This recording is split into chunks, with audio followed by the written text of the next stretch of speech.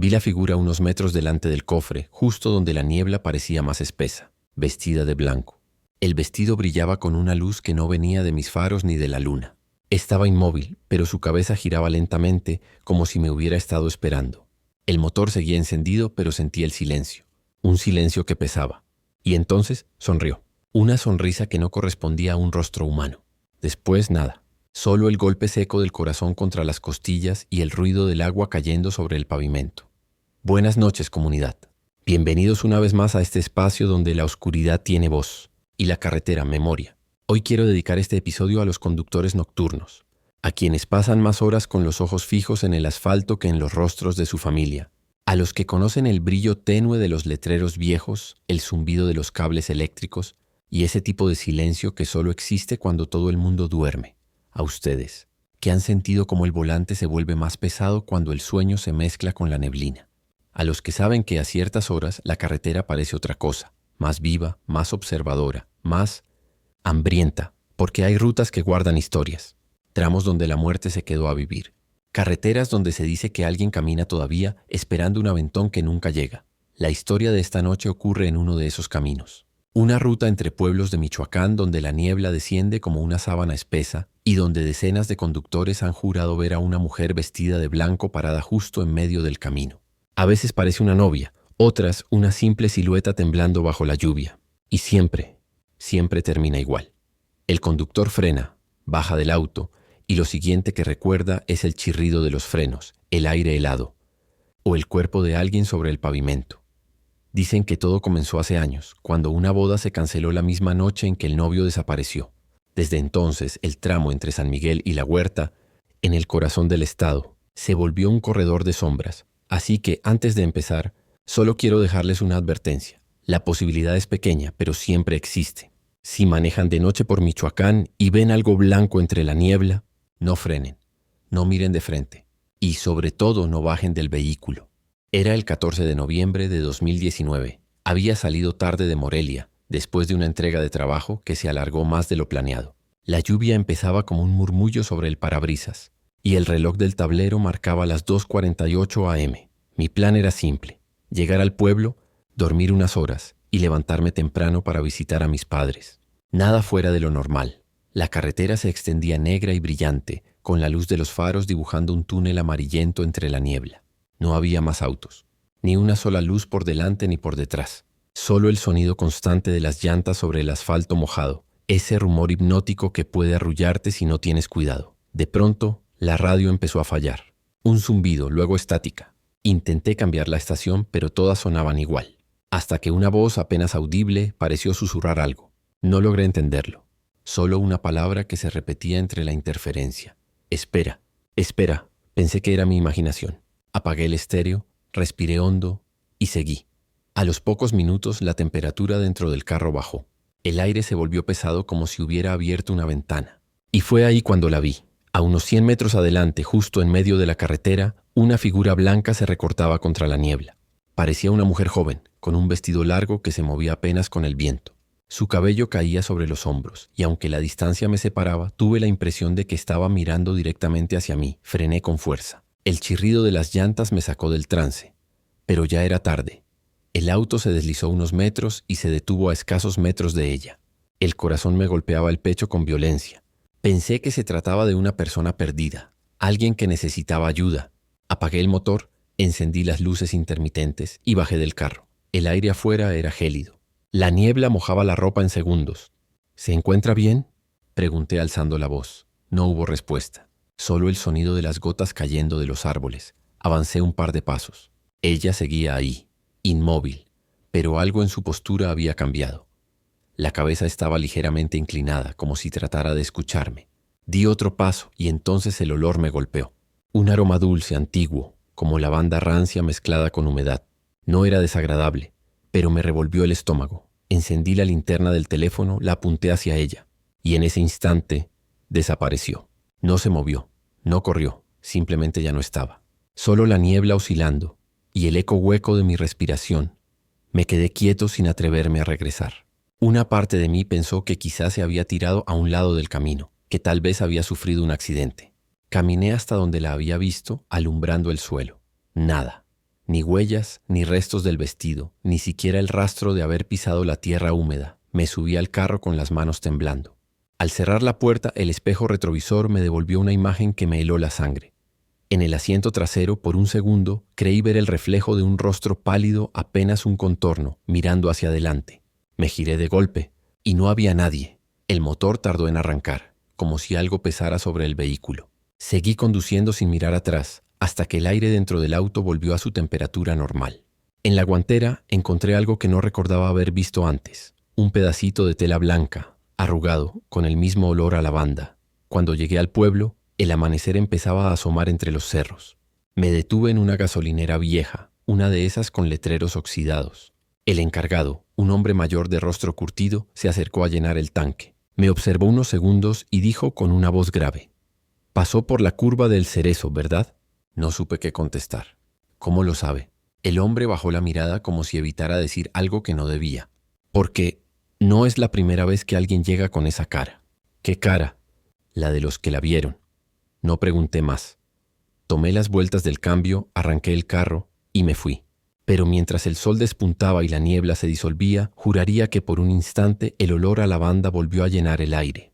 Dicen que cuando la carretera te muestra algo que no entiendes, lo mejor es seguir. No detenerte, no pensar, no contar. Pero eso es casi imposible, porque cuando uno vive en la ruta, las historias se filtran como el humo por las rendijas. Y uno empieza a ver patrones, coincidencias, voces que se repiten. Los que vivimos entre caminos sabemos que hay noches en las que todo se siente más lento, que el motor suena diferente, que las sombras parecen moverse con intención, y que a veces justo antes del amanecer aparece alguien. No siempre es una figura blanca, a veces es un anciano a la orilla del camino, un niño con una linterna apagada, una mujer que te levanta la mano desde la curva, y siempre, de alguna forma, te está advirtiendo algo. Por eso la siguiente historia no trata de lo que se aparece, sino de lo que avisa, de esas presencias que parecen querer salvarte, aunque no siempre llegues a tiempo para entenderlo. Un par de semanas después de mi experiencia, aún no podía dormir bien. Había dejado de manejar de noche, pero el recuerdo seguía ahí, como una imagen que se repite en los reflejos del parabrisas, como si algo o alguien esperara que regresara a esa carretera, un viernes.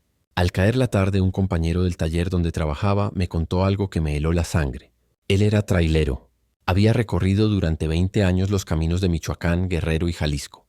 Se llamaba Rafael, y era de esos hombres que no se asustan fácilmente. Pero mientras bebíamos café en el taller, lo vi dudar antes de hablar. Dijo: «Tú manejas por el tramo de San Miguel a La Huerta, ¿verdad?». Asentí. «Entonces supongo que ya escuchaste del viejo del puente». No le respondí. Rafael miró al suelo, respiró hondo y comenzó a contarme lo que había vivido hacía algunos años, una madrugada cualquiera, justo a la altura del puente de El Roble. Eran las 3:11 de la mañana y el camión cargaba cemento rumbo a Pátzcuaro. El clima era húmedo, la carretera solitaria y la radio apenas susurraba corridos viejos. Todo transcurría normal hasta que al cruzar el puente las luces del tablero comenzaron a parpadear. Primero el reloj, luego la presión del aceite. En segundos el motor perdió fuerza y el camión se fue deteniendo poco a poco. Rafael bajó para revisar. El aire olía a tierra mojada y a óxido. Abrió el cofre, alumbrando con la linterna, y notó que el motor estaba intacto. No había razón para la falla. Entonces escuchó un golpeteo leve, como si alguien tocara el costado del remolque. Giró la luz hacia la parte trasera y lo vio. Un anciano encorvado, de cabello gris enmarañado, apoyado en un bastón de madera. Tenía los ojos hundidos pero firmes y lo miraba sin miedo. «Buenas noches, jefe», le dijo con voz ronca. Rafael respondió desconcertado. «¿Se le ofrece algo, señor?». El viejo negó lentamente con la cabeza. Solo quería decirle que no mire a la mujer del vestido blanco. El chofer sintió un escalofrío recorrerle la espalda. «¿Qué mujer?», preguntó. El anciano bajó la vista y en un susurro apenas audible agregó: «La que está justo detrás de usted». Rafael giró con un impulso instintivo, levantando la linterna.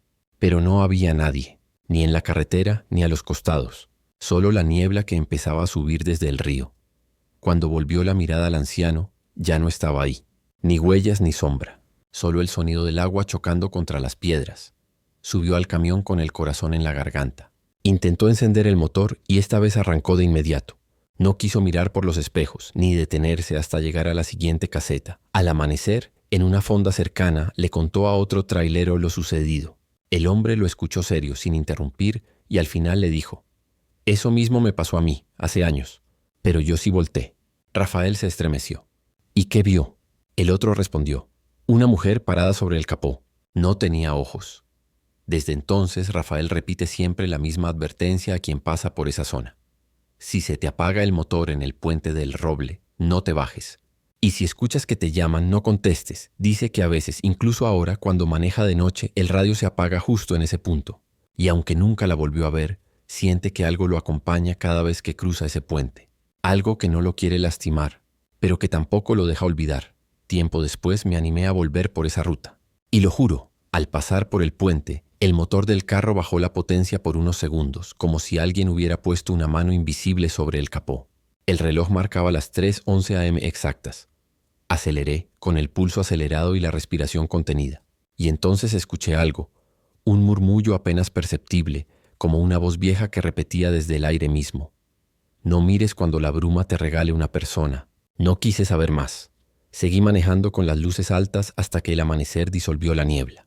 Pero desde ese día esa frase se me quedó grabada, como una oración sin santo, como un aviso que no se sabe si protege o condena. Dicen que la carretera tiene memoria, que las cosas que suceden en ella no se olvidan, solo cambian de forma.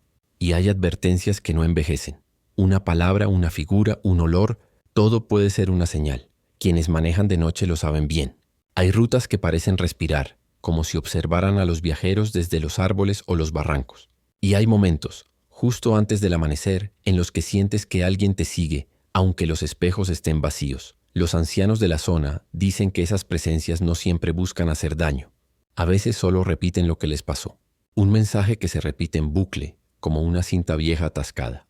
Un eco que intenta advertirnos del peligro que ellos mismos no pudieron evitar. Pero hay algo peor que ver, y es sentir. Sentir que algo camina detrás de ti, sin rostro, sin sonido, y que solo se detiene cuando tú te detienes. Y así es como llegamos a la siguiente historia. Una que no tiene figura ni voz, solo la certeza de que en algunos tramos de la carretera no estás tan solo como crees. Esa noche la carretera estaba completamente vacía. Era uno de esos tramos entre Uruapan y Pátzcuaro donde no hay nada a los costados, solo árboles apretados y un silencio tan espeso que parece cubrir el motor. Yo regresaba de un viaje de trabajo, cansado, con la radio rota y el teléfono sin señal. Eran las 3:28 de la madrugada, y lo recuerdo con claridad porque miraba el reloj cada pocos minutos, esperando que avanzara más rápido. No llovía, pero una neblina delgada comenzaba a moverse sobre el asfalto como si flotara viva. El parabrisas se empañaba por dentro y tuve que bajar el vidrio apenas un poco, solo para escuchar cómo el aire helado entraba y hacía vibrar los seguros de las puertas. Fue entonces cuando escuché el primer sonido. No un ruido del motor ni del camino. Parecía un susurro, débil, justo detrás de mi asiento, como si alguien hubiera dicho mi nombre. «Luis». Frené un poco. El cuerpo entero se me heló. Giré el espejo retrovisor y no vi nada, solo la parte trasera del carro, vacía, y la niebla que se deslizaba detrás como un río blanco. Pensé que tal vez había sido mi imaginación, que el cansancio me estaba jugando una mala pasada. Apreté los dientes, encendí un cigarro y seguí manejando. Unos minutos después volvió, esta vez más claro. Era el mismo susurro, pero al lado de mi oído. «No mires atrás». El cigarro cayó de mis dedos. El auto se me fue a un costado y tuve que girar bruscamente para no salir del camino. El corazón me golpeaba con tanta fuerza que sentí un zumbido en los oídos. Volví a mirar los espejos. Nada, solo la niebla. Pero el asiento de atrás estaba húmedo, como si alguien acabara de salir de ahí.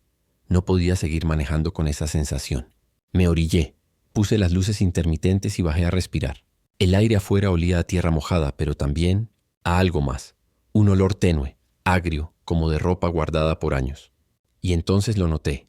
A un costado del camino había huellas frescas, pequeñas, descalzas, que se perdían en la neblina del bosque. No sé por qué lo hice, pero seguí aquellas marcas unos metros alumbrando con la linterna del teléfono.